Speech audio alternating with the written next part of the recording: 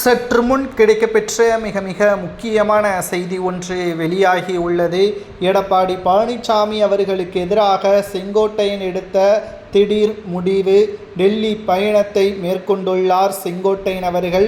பாஜகவின் மூத்த தலைவர்களிடம் செங்கோட்டையன் அவர்கள் என்ன பேசப் போகிறார்? அவரது பதவி பறிக்கப்பட்டிருக்கக்கூடிய நிலையில் அவரது சந்திப்பிற்கு பிறகு நிச்சயம் பாஜக அதிமுகவிற்கு இடையே ஏற்படக்கூடிய மோதல் உருவாகுமா அல்லது எடப்பாடியின் பேச்சை தான் பாஜக கேட்கப் போகிறதா என்ற இரு வேறுபட்ட கருத்துக்களும் சமூக வலைதளங்களில் நம்மால் பார்க்க முடிகிறது.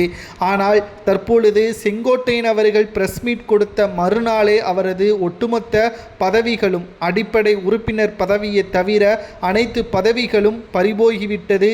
எடப்பாடியின் இந்த முடிவிற்கு காரணம் என்னவென்று உங்களுக்கு தெரியுமா? வருகின்ற சட்டசபை தேர்தலில் அதிமுக வெற்றி அடைகிறதோ தோல்வி அடைகிறதோ அது எடப்பாடிக்கு கவலை கிடையாது. கட்சி எனது கட்டுப்பாட்டில் இருக்க வேண்டும் என்பதுதான் எடப்பாடியின் நோக்கம். தற்பொழுது செங்கோட்டையன் கூறுவது போல் ஓபிஎஸ், சசிகலா, வைத்திலிங்கம், மனோஜ் பாண்டியன், டிடிவி தினகரனை கட்சியில் இணைக்கும் பட்சத்தில் கூட்டத்தில் ஒருவராகத்தான் எடப்பாடி இருப்பார். தன்னிச்சையான முடிவுகளை எடப்பாடியால் எடுக்க முடியாது. பிரச்சாரத்திற்கு செல்லும் பொழுது எடப்பாடிக்கு கொடுக்கின்ற தற்பொழுது மரியாதை அவர்களை இணைத்துவிட்டால் கிடைக்காது என்ற காரணத்தினாலும் அதிமுக தோல்வியடைந்தாலும் பரவாயில்லை, அடுத்த தேர்தலில் நான் பார்த்து கொள்கிறேன் என்ற முடிவில்தான் எடப்பாடி இருப்பதாக செய்தியாளர் சந்திப்பின் பொழுது மறைமுக தகவல்கள் நமக்கு கிடைக்கப்பெற்றுள்ளது. எடப்பாடி பழனிசாமியின் உதவியாளரிடம் மூர்த்தி என்பவரிடம் இருந்து கிடைக்கப்பெற்ற தகவலையும் நம்மால் பார்க்க முடிகிறது.